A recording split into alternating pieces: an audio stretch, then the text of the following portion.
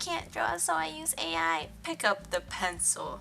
Seriously? Do people believe that art masters like Michelangelo were just born with the ability to create masterpieces? Today, I want to talk about my art journey. It all started when I was born. Alright, maybe not that early. I was not locked in. I should have probably been investing. But my earliest memory of trying to learn art was at 10, when my cousin started taking art classes at a local high school in Mexico, one that was only used for after school activities for some reason, and he started to get good at it. You can say that I was always the competitive type, especially with my cousins in soccer or video games. So when my grandma complimented my cousin on his art, of course, I had to ask my mom to sign me up with him. It was kind of a look back type of situation, which is one of my favorite movies, by the way. I think every creative can relate to at least one of the two main characters. I had to start with the boring but essential things like the principles of art, shading shapes, creating textures. I think the most I learned was face proportions until I had to move to the US. Then in elementary school, I dropped art for a bit and I got really into anime, which surprisingly helped me learn English. But that's a story for another time. The anime inspired me to start drawing anime, of course, but more so during class. My teacher saw this and convinced me to do a talent show. How do you show art in a talent show, you might ask? Well, I had no clue either. My teacher suggested I display my art on a poster board. I imagined being able to project this poster board on a screen in the auditorium, but I had no idea that it would end up being passed around in the school gym, which was just as awkward as it sounds. It was low-key such an embarrassing moment, but now I can look back and say that it definitely gave me the confidence to continue showing my art to the public.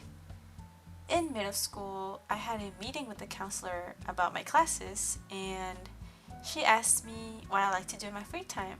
I mentioned that I liked art. I didn't show her my work or anything, but to my surprise, the next semester, I had honors art in my schedule.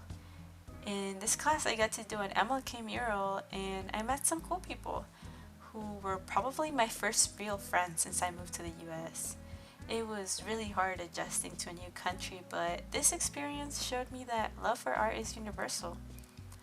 Later, I had to move to a new school, and my mom saw a sign up for a gifted academy that took you from your home school to one where you could practice things like art, photography, dance, etc. So I auditioned for art in a room of around 40 people in a circle drawing a still life. It was so scary for my 13-year-old self, but I ended up getting in and I got to leave school early every Wednesday and would just work on art.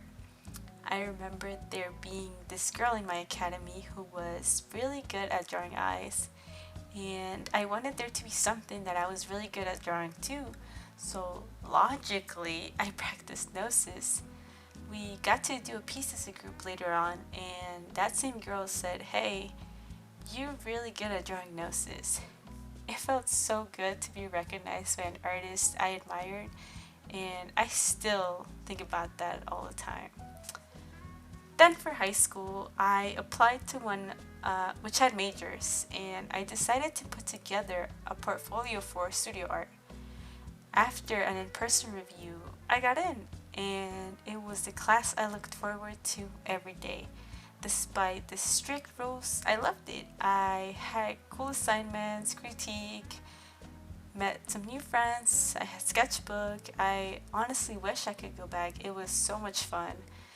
Despite all of this, I graduated, and like most artists, I eventually figured that I was too old to continue doing art and that it wouldn't be something that could put food on the table. So I went on to pursue an engineering degree for college that I despised. It was long hours at the library, professors that were constantly telling you that you would fail the class and bragging about it. It was peers that hated me like I just stole one of the 200 internships that they applied for. It wasn't something that I enjoyed. But I told myself after I was done, I could do something that I loved. Maybe in another life. But why not this one? Everyone around me told me that leaving engineering was like cutting off my legs. Well, not exactly, but that's what it felt like. It still gets brought up every Christmas. But I left, and there's no looking back now. Despite how many people told me to leave art, so many more people throughout my life kept pushing me to do art, and I am thankful for them. For I don't think I would be the person that I am today without their support. But you spent 2 years in engineering already. Why not just finish it? Well, I spent half of my life in art classes, and I didn't even give it a shot at making it my career. We consume art daily, and I think most people take it for granted or just don't realize it.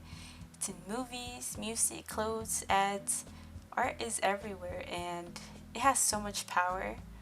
I want to see the fruit of the tree that I planted since I was 10. So I will continue to water it. I will continue to follow my dreams and pursue my art degree. I started this YouTube channel to document my art experiences as I continue to create and to hold myself accountable.